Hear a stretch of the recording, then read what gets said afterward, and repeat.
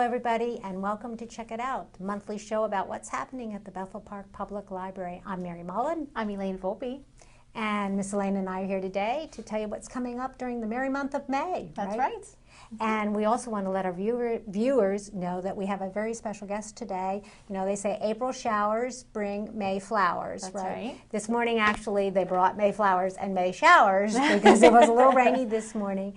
But it's that time of year when people get outside in their yards and start to think about gardening. And so our special guest today is Harry Nordstrom, and Harry is a Bethel Park resident and a member of the Greater Pittsburgh Dahlia Society. And I've dubbed him the Dahlia Guru. And as he told me in our little conversation, he's known as Dahlia Harry. Is that right?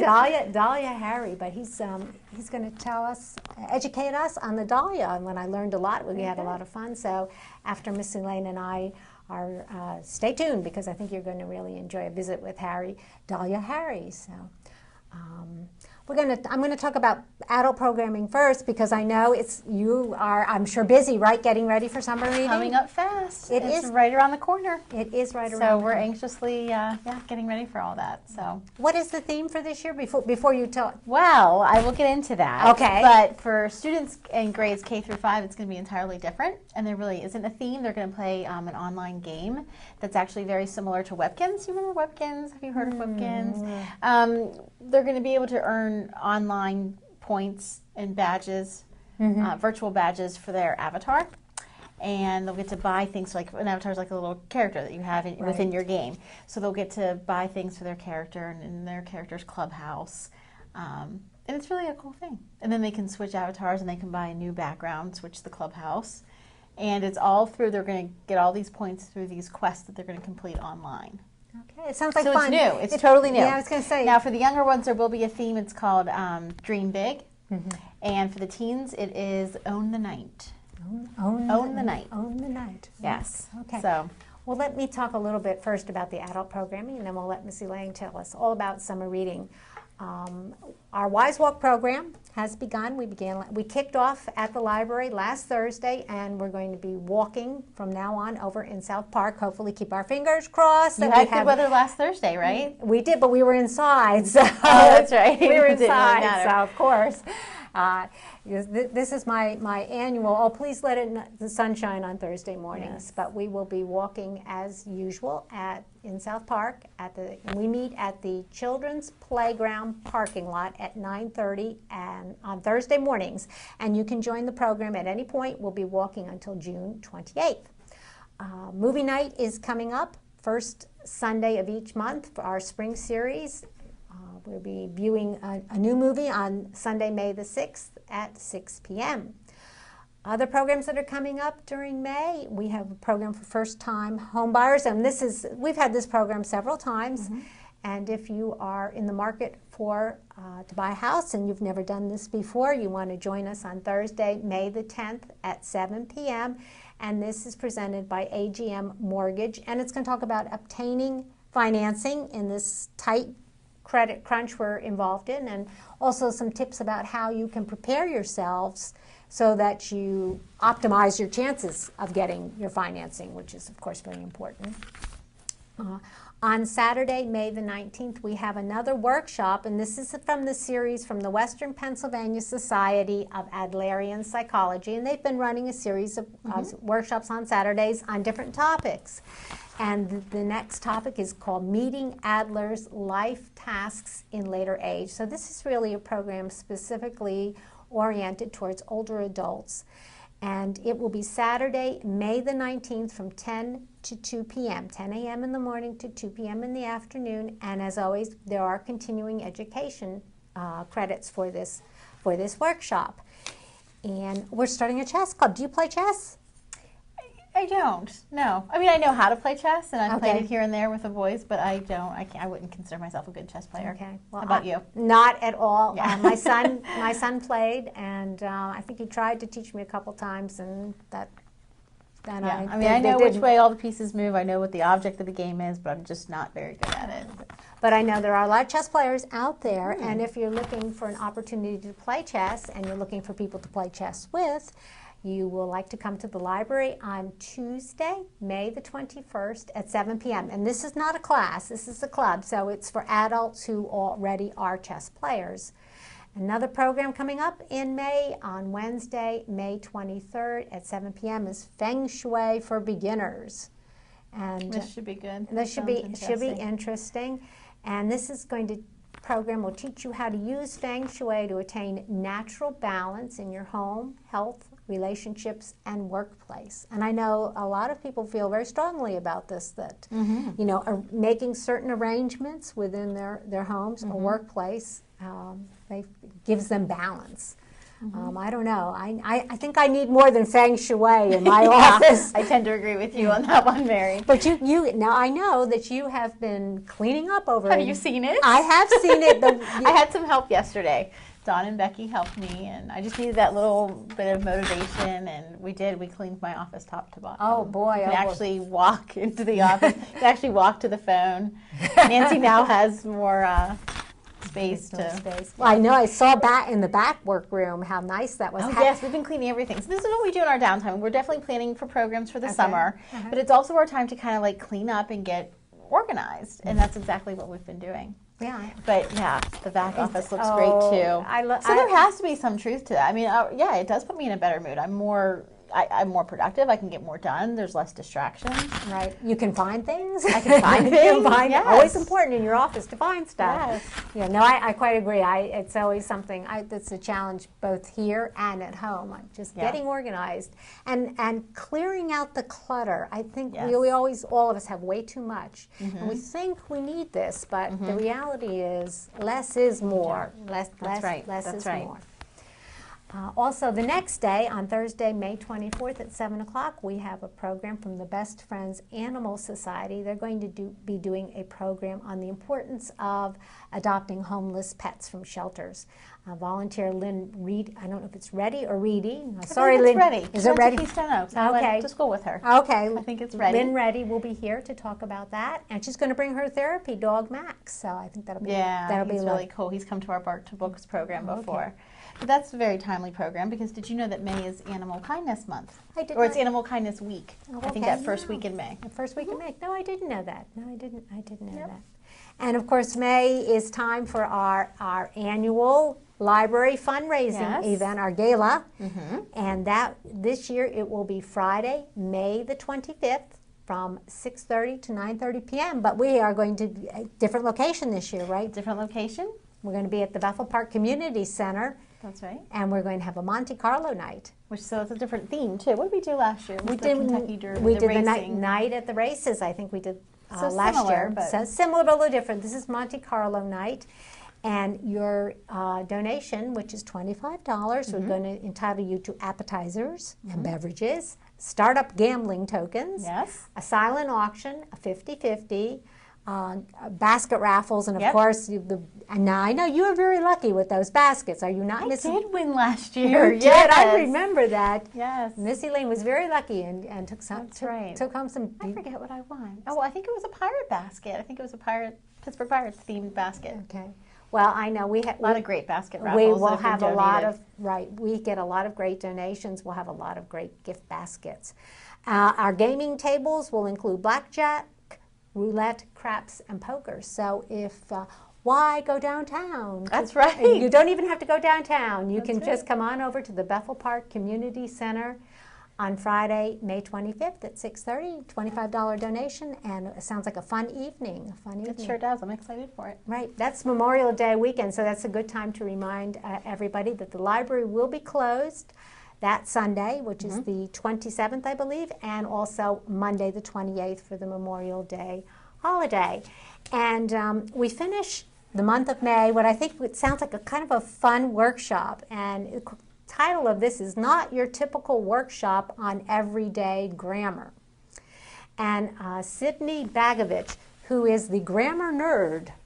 I didn't know we were doing this program, so I'm very intrigued. Yeah, I just found this actually yesterday on the events calendar. I did not know we were doing this either. And she's going to do a workshop on the everyday grammatical errors that are used in professional and personal communication. Oh my God, I'm so excited.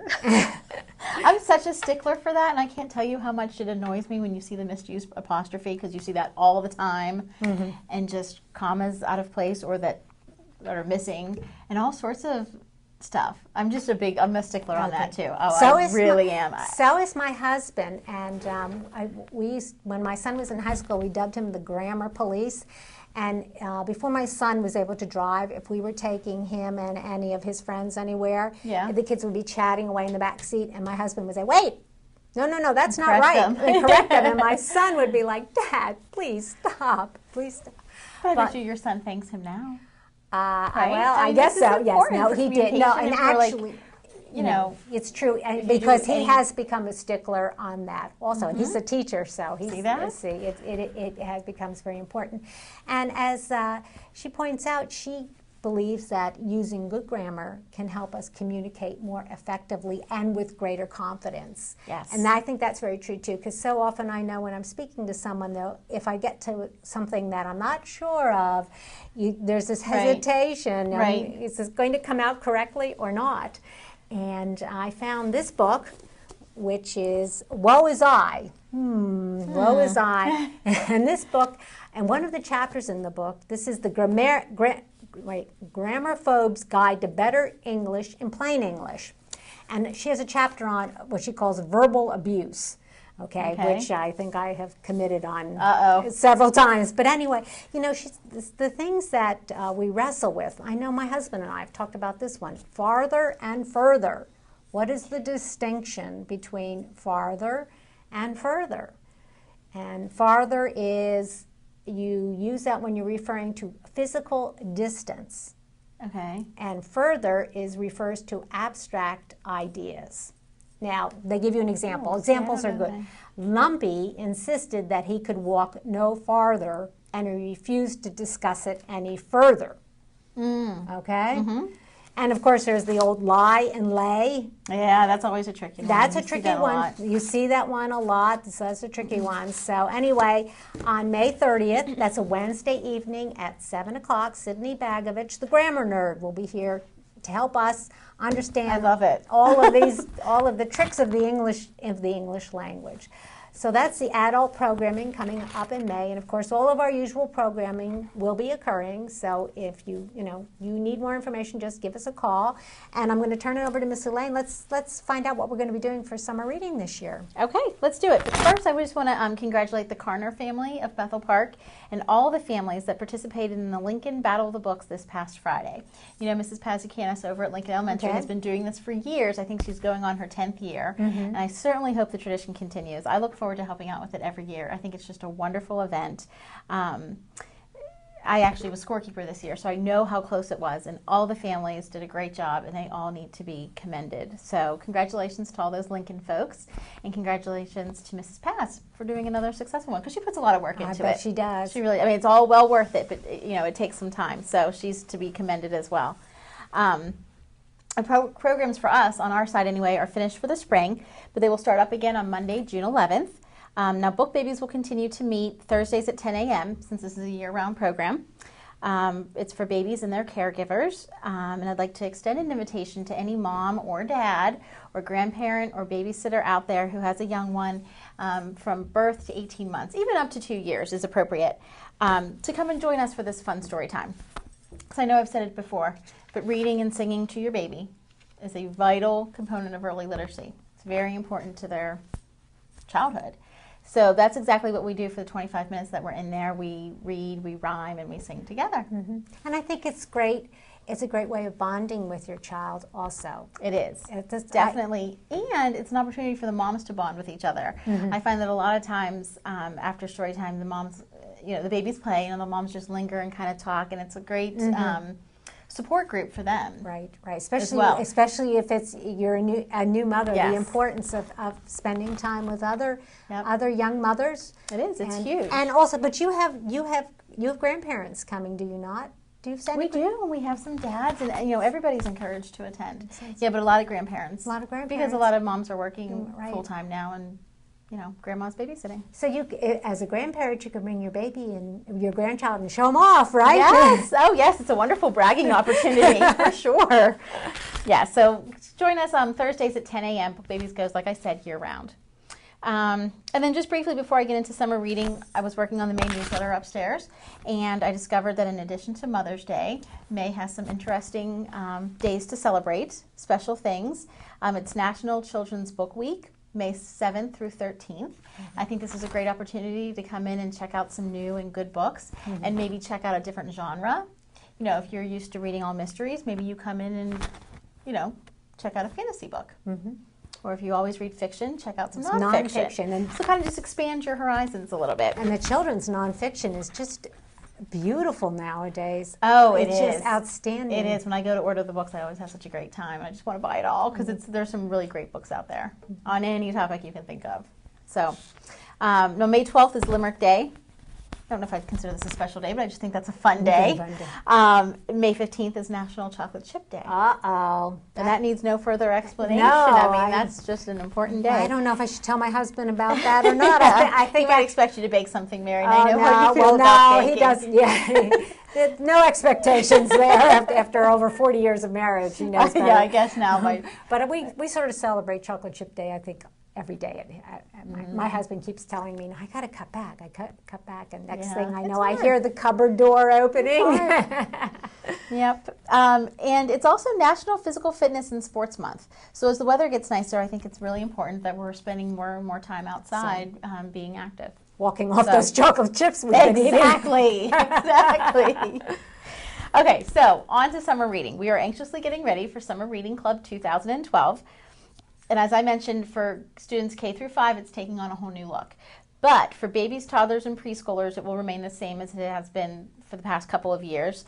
Parents and the younger ones will read books together. And for every 10 books that are read, they'll earn a book buck. And so then those book bucks, it's like library money. Those book bucks will add up, and they get to spend them in our library store.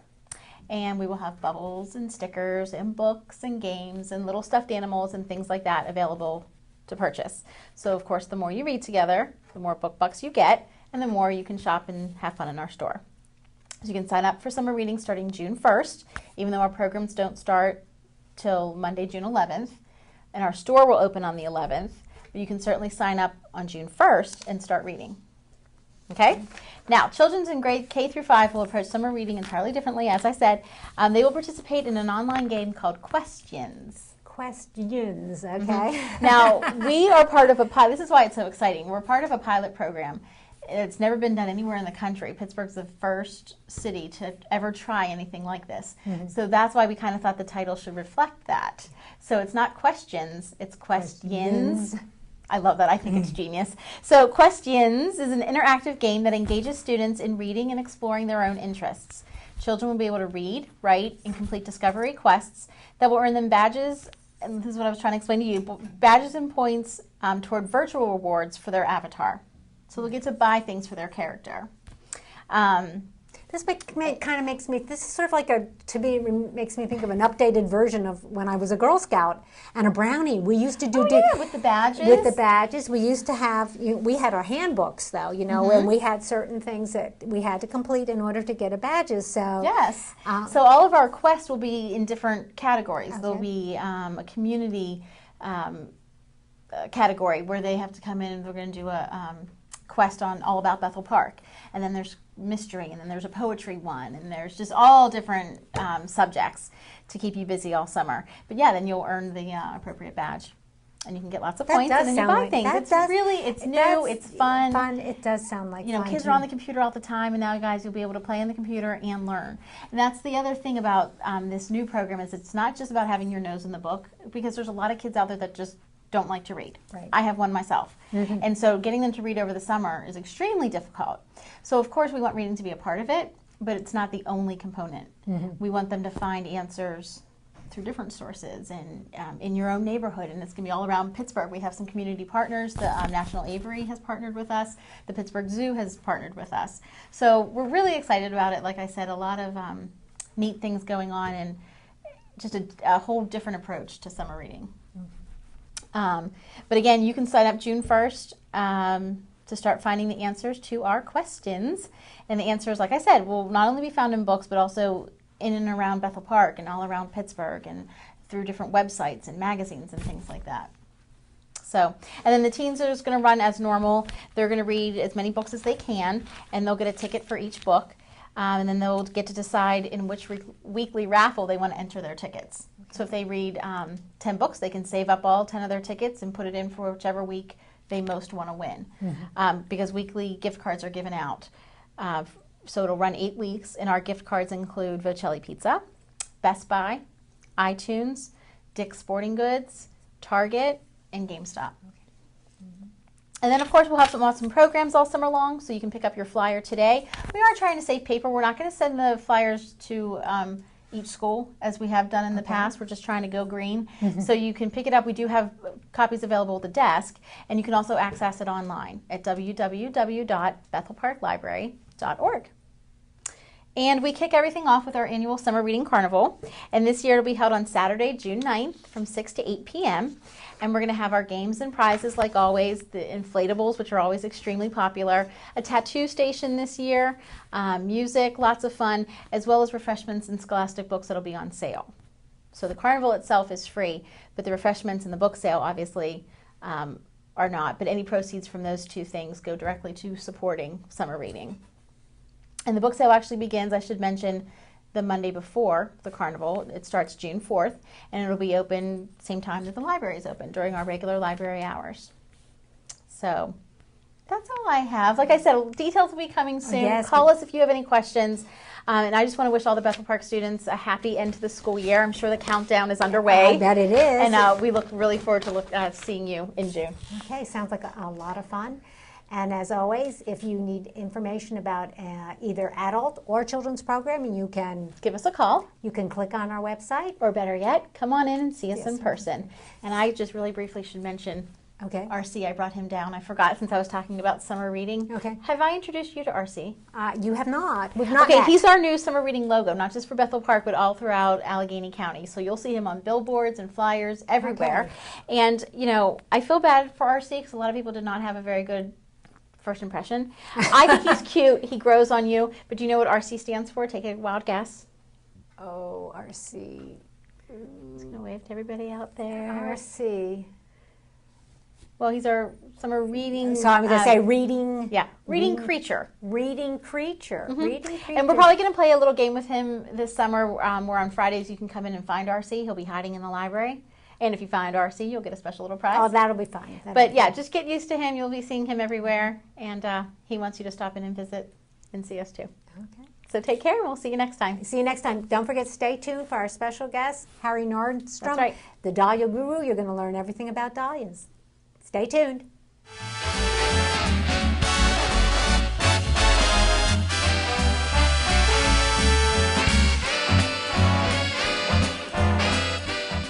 Hi, I'm John Bauer, and I'm here to talk about sudden cardiac arrest.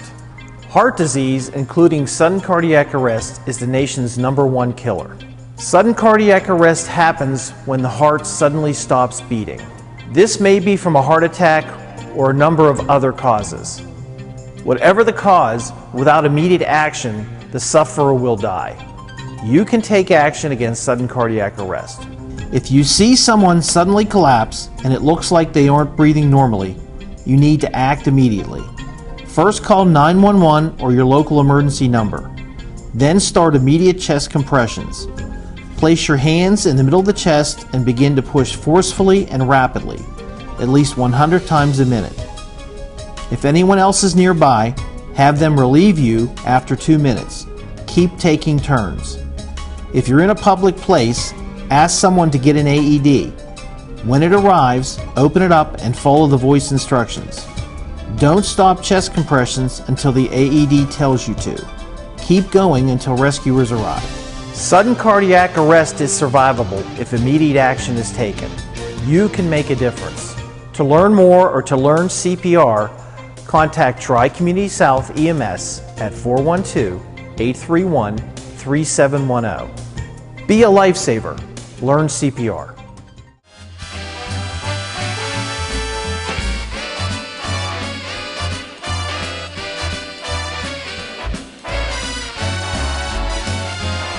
Hello, everybody, and welcome back to Check It Out. I'm here today with our very special guest, Harry Nordstrom, and I have dubbed Harry the Dahlia Guru. And as I said at the beginning of the segment, Harry is a local Bethel Park guy, right? Yep.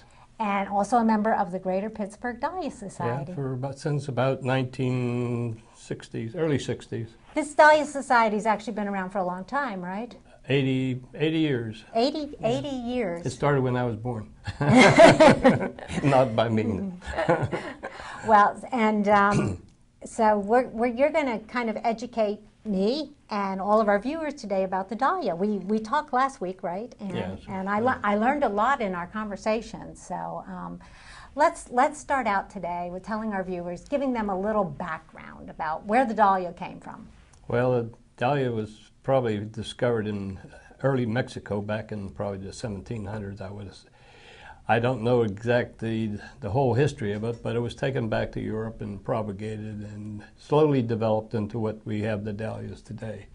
The original dahlias from way back, they were called show and fancy dahlias. They were round and formal decorative type. That's what we call round and formal. And,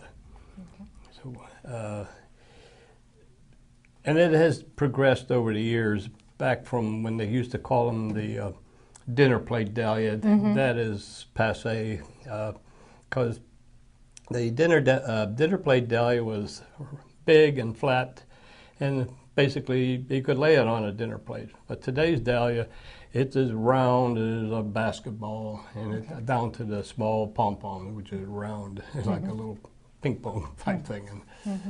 And basically that's how it's progressed over the years. And all these propagators over the years have pollinated, and the flower has been so many times changed over the years. So there really isn't anything. When you plant a seed, you don't know what you're going to get now.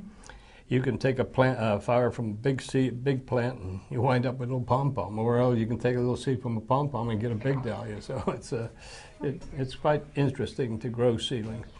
But growing seedling is very difficult.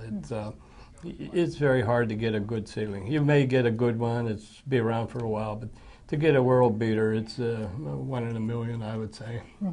But we have the people that they grow thousands and thousands of dahlias in fields and pick out 1 or 2 every year. So that's basically. But everybody, they love the dahlia. We love it because there's more colors in dahlias than any other flower. There's 15 different colors. There's like 5 or 6 different sizes, and there's all different shapes, from the formal decorative down to the cactus, and then the little orchid dahlias and singles and collarettes. So. I know. After you and I talked last week, I sent away for this book. Let me hold this up. It's maybe hard for people to see. This isn't from our library. This is the Encyclopedia of Dahlias. And I was amazed at the variety, sizes, shapes, colors. You know, it's incredible. I think you said it's in every color except blue? Blue. And they're claiming they got some blue, but it's not true. Not true, huh? Not true blue. Not true blue. There aren't too many flowers that are true blue. Is that correct? No. Every flower there has a missing color. Roses have a missing color. Like the marigold, white was missing for many years, and now they have a white marigold. But they're working on, and also a black dahlia. And all my black dahlias are after the frost hit them. Okay. That's interesting. I didn't know that about flowers. Every flower has a missing color. That is interesting. That's at least somebody told me. I don't know. I can't really prove it. We also talked about that there is a difference in how people pronounce the word dahlia. Oh yeah. Okay. You pronounce it the English way, which is dahlia. Okay. Which comes from Andreas Dahl. He did a lot of work on the dahlia, and so it's been called, his name was Dahl, and so everybody called it Dahl. In England, they call it the dahlia also, and but we call it dahlia. So. Dahlia. Okay. But whichever it is, it's still a good dahlia. Is this sort of like the tomato and tomato kind of thing? Right, kind of thing. Just whatever you like, you can call it anything. Okay. Tell Tell our viewers how you got interested in growing dahlias. Well, I was a farm boy for many years back, and I like to grow things. And a friend of mine I was working with, he brought some dahlias in one day to give to a friend of his, and the friend didn't show up at work because he was on vacation. And I said, well, what are those things? They look like sweet potatoes. And he says, oh, I want to try them. Here, take these. So I took them. I got bit. You got bit. That was it. That was it. I got bit. Rhymes a little bit. Anyway, so a couple of years I grew them, and then this friend finally talked me into joining the Dahlia Club, and we started and got my feet wet a few times by getting a blue ribbon here over. And then I got more into it, and I got a little better at it over the years. So. Okay. How many plants do you grow on an average? Right now, I go in a neighborhood about 100 that I grow for show, and then I maybe grow 50, 60 in pots for next year's reserve. Okay. And, that's one time I probably had maybe around 300 to 400 in my backyard.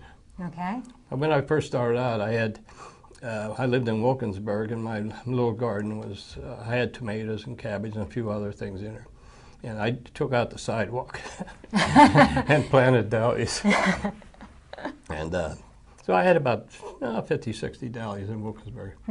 Tell you, out of that 50, 60, I probably got more winners than I did out of my 300. So it's Yeah, sometimes less is more, right? On occasion. if you can have 300. If you can't take care of it, you're not going to get anything good out of it. So you grow what you can take care of, and now I'm getting past 39, so it's Taking care of a few less, huh? yeah. So 100 is basically I can take care of, and my neighbor has been very good to me. He helps me dig and plant stuff like that. I got a running eye here. Do you have a favorite dahlia? Is there one that when you walk out in your backyard you say, "Oh, this is my favorite. This one I really like." Basically, not really. I'm not supposed to be. As a judge, you're not supposed to be biased to color, but I do like the whites and the yellow, and I like large dahlias. I like the 10, 12-inch flower across, but I look outside, but every dahlia has its own, and they're not always in bloom at the same time. There are lots of dahlias growing, but then to get them at the right size, it's right time. Timing is. A lot of people claim they can time it, but it's difficult to time a dahlia because it's outside. You're growing it, and like I always said to other people, I said if you can grow tomatoes, you can grow dahlias. Okay. And it takes the same fertilizer. I use 5-10-5, 10-10-10. And usually I start off with some high nitrogen to get the plant started. So here's a few of the. Yeah, let's talk about what you've brought in. You've got some. Can I call this a seedling? Is that the proper? No, this is it has a name. It's called Lady Darlene. Okay. And it's a pot. It's a root, and I put it in the pot. And what I'm doing is I cut these off, and then I put them into what we call a horticube. Horticube. Okay. And it's like styrofoam. Okay. It looks and like what you do is you soak them down pretty good, and then what you do once you cut it off, you put it in there. Okay. Push it down in, and then you put a new tag on it, and then you put the date that you put it on. And then it takes about I'd say 10 to 14 days before it'll root, and you'll start to see little white roots coming out of the cube, huh? Yeah, and then what I do later is I'll okay. Well, let's try it here. Let me put this one down. This is actually a different flower than that one. This is a different one. But this was started from a cutting. Okay. And it's in a pot now. Now what we call this is it was a rooted cutting. Now it's a plant. Okay. It has stepped up in stages. Yeah. So it takes and after I get into the pots, I try to get them into my greenhouse. And I have just a little 8x8 greenhouse. It's a plastic covered 2x2s, and I put it up every year. And okay. How many dahlias you got in there right now? a couple hundred. Couple hundred. And when will you start planting in the ground? I usually get rototilling probably, but I should be doing it right now. But I try to start planting late May, probably around the 1st of June, up to about the middle of June. That's probably the best. But I have planted up till 4th of July. Okay. Some of you'll lose a few here, a few there, and what you do is you always have some reserve plants on hand, Okay. and you try to replace them with the. And I try to replace them with the same variety. If I don't, I try to put them in the same. Because what I try to do is say have this certain amount of big dahlias, a certain amount of medium size, and a smaller dahlia. So I have a variety when I go to the show, and then they grow at different times. And this is why I like to plant them in different stages. If I start like mid-May, late May, and then I put a couple days later I put another plant in, another plant, and so it's in different steps. And you'll have a longer period of flowers blooming in your yard. And what I usually try to do is plant at least 2 plants of the same variety. So if I have one that breaks down or doesn't do well, the other one may come along and do better. Okay. When do you think you will see your first plant flowering with a flower on it? Well, sometimes it'll bloom a little early, maybe even early June. But that's something that I had started very early in April. April. And but the good flowers will start be late August into September. September is the month, and the dahlia is a short day, long night. And during the summer, the plant grows itself. It grows for the plant, and it starts developing flower at the longer than the nights go. It's like a tomato plant. That's the same thing with a tomato plant. They will start producing this fruit, and a lot of people say, well, if you keep in the dark room or something, like in a greenhouse, a lot of people have places where they cover a greenhouse and force them into thinking it's night. But that's usually about the time. And then through the summer, as they grow them, I put, oh my gosh, I put these steel rods in the ground, rebar, and I put them in the ground, and I put them in pretty deep. I put them probably 1.5 feet. They're probably about chin high, and they're all in a row, and I have 10 in a row, and I put one plant to each row. And I plant them probably anywhere from 30 to 32 inches apart, and about 36 inches between rows. And then as they grow, what I'll do is the idea is that you don't want one stem sticking straight up. What you do, you pinch the center out of.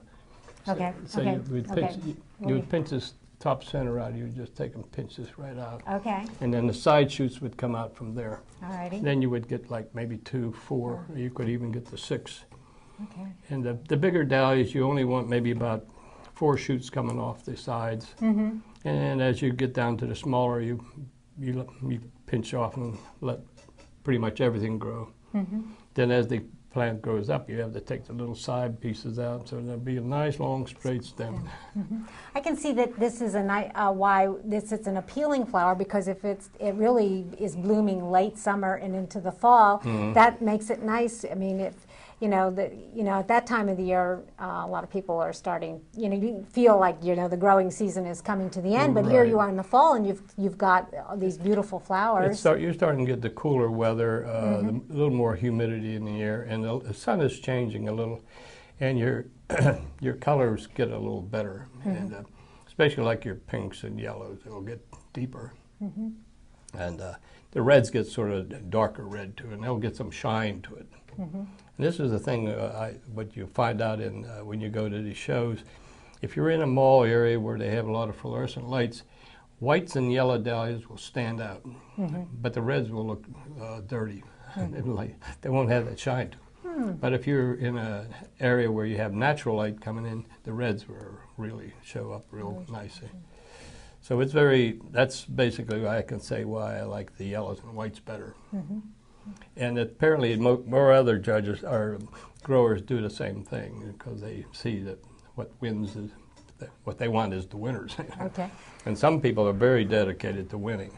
Well, let's talk about exhibiting flowers, because I knew nothing. I mean, I've been to the mall at times when flowers were being exhibited, but what does a judge when you show your flowers at a show, what is the judge looking for when he looks at a flower? Well,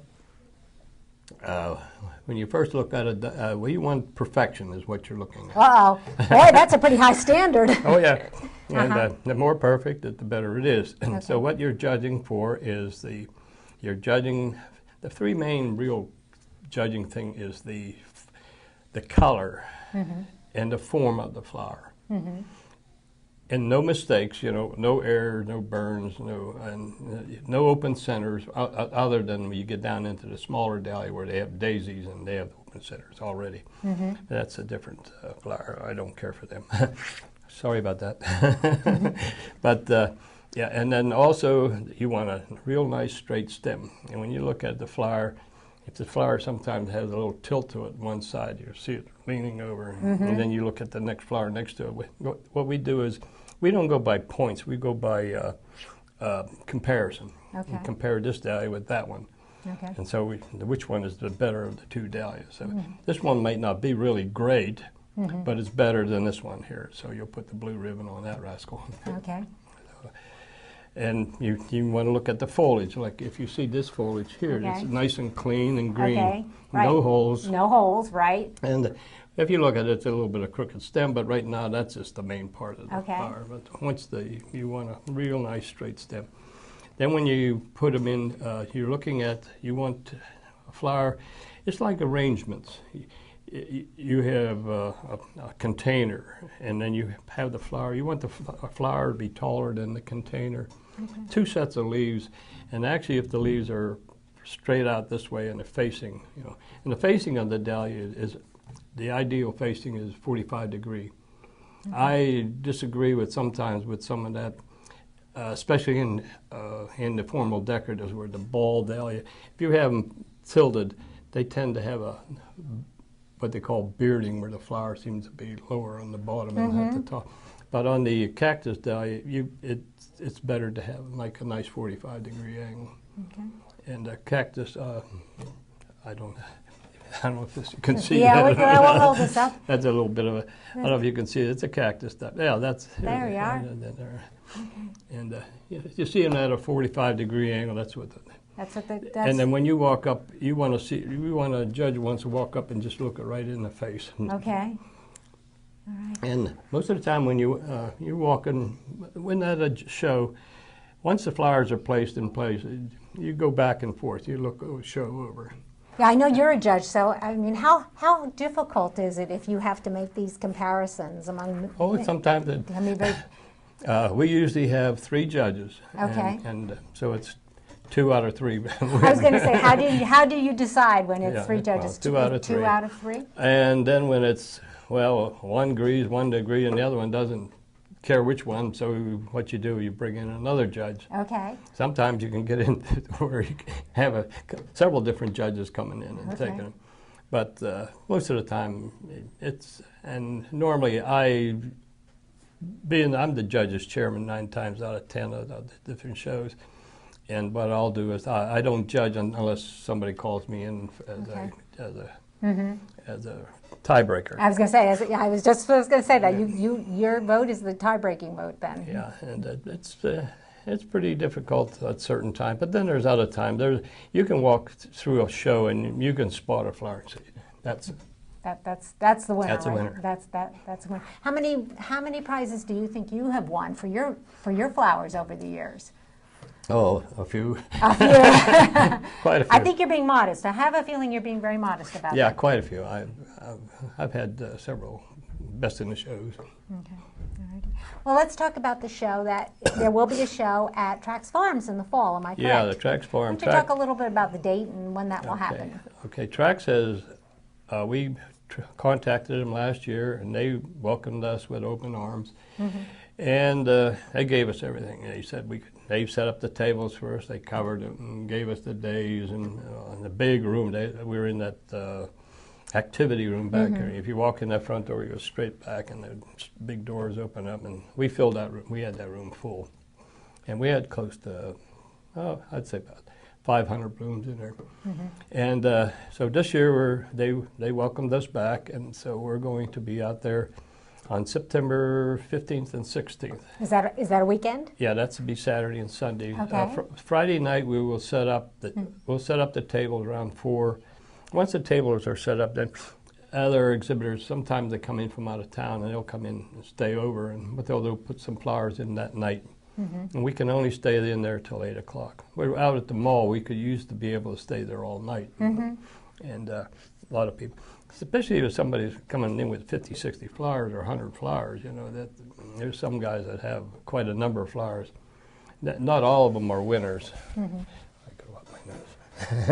Well, I can, again, that's September 15th and 16th. It's Yeah, a that'll be Saturday at and Trax Farm, Sunday yeah. at Trax Farms. And I think that sounds like a wonderful day out to go down at Trax Farms, and you get to walk around and look at all the beautiful flowers, the variety and colors of the flowers. Yeah, we set up Saturday morning up till noon. Okay. And then we go to lunch, and Trax has a really wonderful box lunch out there. And some of the people come just for the box lunch.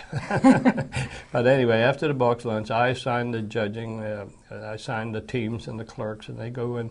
So we're usually open probably about 2 o'clock on Saturday. Okay. And then until 8 o'clock Saturday night. And Sunday, we're open noon to 4 o'clock, and then we break the show down, tear the thing apart, empty the balls. What we do is we give away the flowers. Oh, do you give away the flowers? Yeah, and What? At the end of the day on Sunday, you give away the yeah, flowers? 4 o'clock. And, Okay, I hope to and I'll tell you what, there isn't hardly any flowers left I bet to there are throw not. away. I bet anyway, people are very happy to And get the I'll flowers. tell you what, they're walking out of bundles. Bundles. Okay, everybody mark your calendar, September 16th, that's the Sunday, okay? Yeah. You get your dahlias, and you get to see beautiful flowers, too. Yeah, and we had a sale at the, I can't think of the church, I'm sorry. It's in Penn Hills at Wait, I think I have it. And I was going to ask you, let's talk a little bit about the sale. If now maybe we've got some people interested in growing dahlias. So let's talk about how you get started and talk a little bit about the sale. And I know that in my paperwork here somewhere, I'm going to see if I can pull that date up. Let's see. It's on May 19th. Okay. It'll start at 1 o'clock. It's at Frankstown and Laketon Road. Okay. It'll be at the Barclay Building, which is right next to the, what's the name of the church? Let's see if we got that church. Okay, Hebron. Hebron. Okay, Hebron The Hebron United Presbyterian. United Presbyterian Church is 1046 Frankstown Road. If you can make it out there, I don't know, it's quite a trip from Bethel Park out there. Okay. But people can buy now. One other thing we really didn't talk too much about. Dahlia's not a bulb, but it's a tuber, right? Yeah, they call it tuber. Tuber. So you can grow it from seed, and you can grow it from the tuber, right? And from Cuttings. from the cuttings. Yeah, rooted cuttings and into a plant similar to that. So when people go to the sale, can they buy the tubers? We'll have tubers there. Will probably be little eyes or plants on them. Okay. Some of them will be like this here. I'll have probably about 100 plants I'll have for that, and then plus the roots. And what we have is like a sale prior to the auction. Some of these are like if you get up like 20, 25 roots, it isn't worth the stand up there and say how much we're going to get for this. We usually sell them off for at least $2. And we sell, if we get 10, 15 in, we set it off to the side. So we have from 1 o'clock to 2 o'clock, they'll have a sale on the extra stuff. Now the other stuff, and that'll be auctioned off. Now, if you have about 6 real good plants, you can get $3, $4 for it.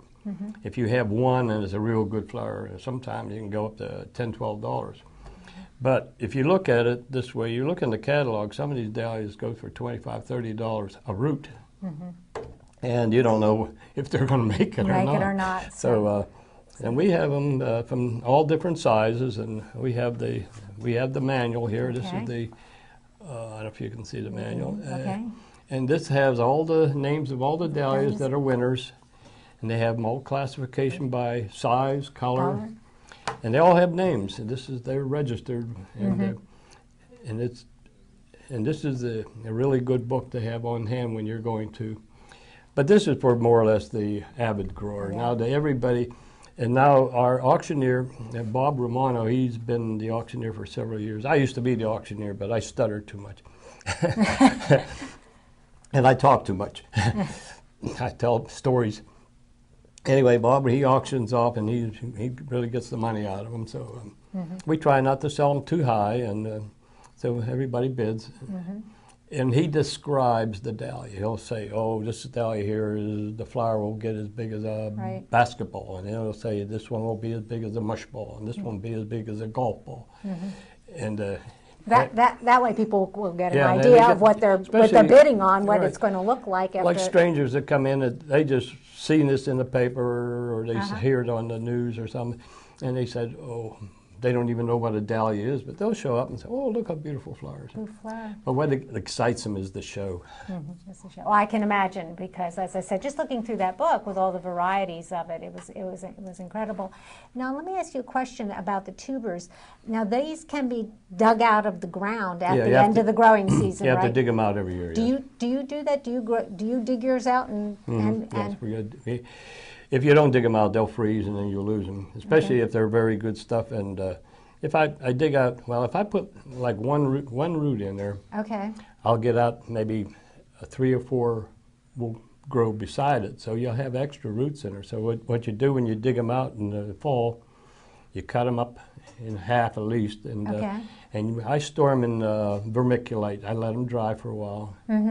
And then I put them in vermiculite, tie a bag, put a tag on them with the name on them. So if you lose a tag, Then you know. And I always have that saying, "Put the tag in the bag." Put the tag in the bag. Good advice, or else you won't know what you're planting, right? That's right. And this goes with it forever, and Forever, that's the okay. name. It'll always come back to the same flower. But once in a while, these things will change. What they'll call a sport. And sport. sometimes that you get a flower that's like red and white with white with red tips, Okay. or red with white tips, and it'll go all red, and it'll be like that forever, and that doesn't change back to the red. Well, Mother Nature decides to throw you a curveball, I Yeah, guess, in yeah. that. I guess And sometimes it's for the good, and other times it's get rid of them. Because you want something that's very distinctive when you're growing dahlias, and this is what these growers who propagate this kind of stuff, they're looking for a flower that's different and better. You get a look-alike, you might forget it. And really, growing seed and getting good, you don't make no money at it. Now, the people who sell flowers and roots and things, they make money at it. But like the fellow that he grew the flower called Duet, and it's known all over the world. And his name was Scott. He was from the South Hills there, and he never made a cent out of it. Yeah, so- But I'm sure it gave him enormous amounts of pleasure. Oh, yeah. And it's still around today, and it's probably at least 30-some years old. And back in the 40s, well, Well- 50 years old.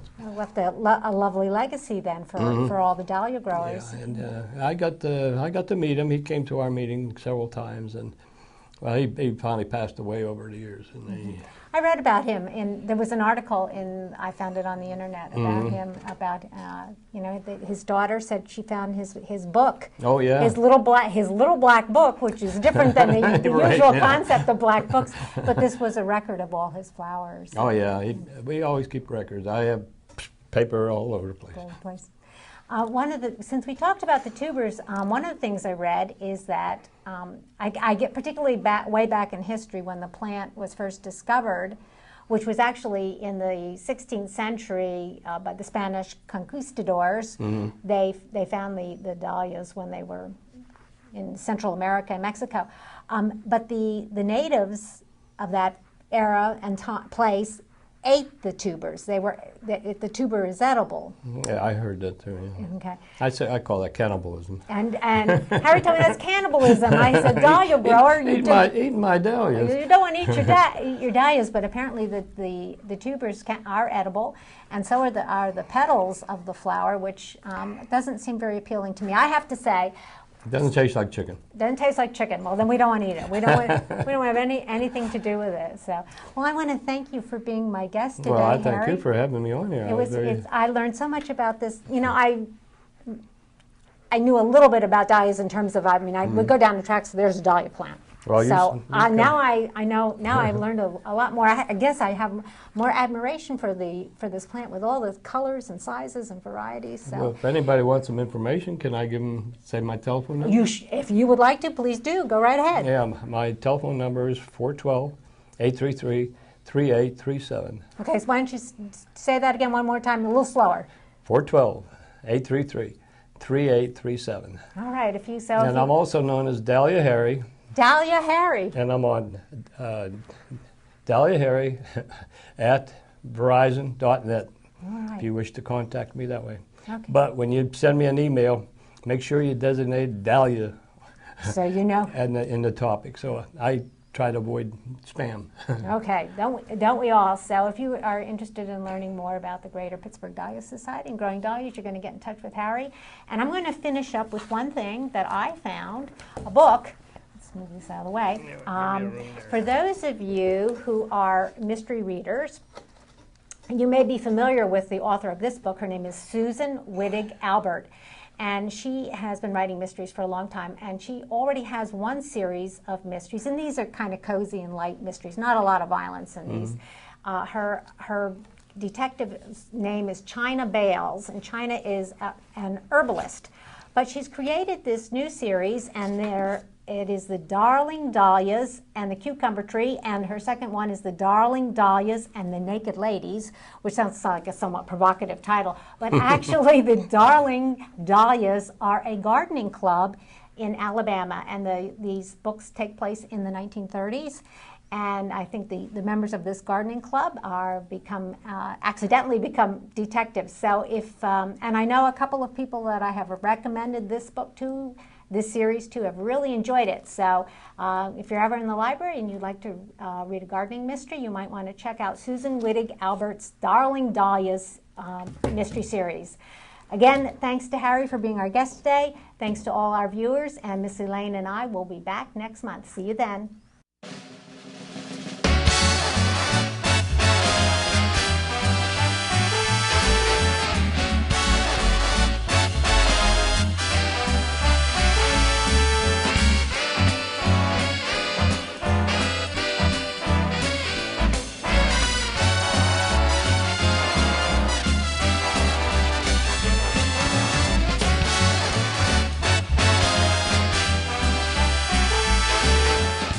Hi, I'm John Bauer, and I'm here to talk about sudden cardiac arrest. Heart disease, including sudden cardiac arrest, is the nation's #1 killer. Sudden cardiac arrest happens when the heart suddenly stops beating. This may be from a heart attack or a number of other causes. Whatever the cause, without immediate action, the sufferer will die. You can take action against sudden cardiac arrest. If you see someone suddenly collapse and it looks like they aren't breathing normally, you need to act immediately. First call 911 or your local emergency number. Then start immediate chest compressions. Place your hands in the middle of the chest and begin to push forcefully and rapidly, at least 100 times a minute. If anyone else is nearby, have them relieve you after 2 minutes. Keep taking turns. If you're in a public place, ask someone to get an AED. When it arrives, open it up and follow the voice instructions. Don't stop chest compressions until the AED tells you to. Keep going until rescuers arrive. Sudden cardiac arrest is survivable if immediate action is taken. You can make a difference. To learn more or to learn CPR, contact Tri-Community South EMS at 412-831-3710. Be a lifesaver. Learn CPR. I thought indoor tanning was safe. They said their tanning rays were less likely to cause a sunburn. What you need to know is UV light from indoor tanning Can cause premature aging, And even worse, UV light can increase your risk of skin cancer. including melanoma, the deadliest form of skin cancer. In fact, current estimates are that 1 in 5 Americans develop skin cancer. and 1 person dies from melanoma about every hour. I don't want to be one of them. This message brought to you by the American Academy of Dermatology.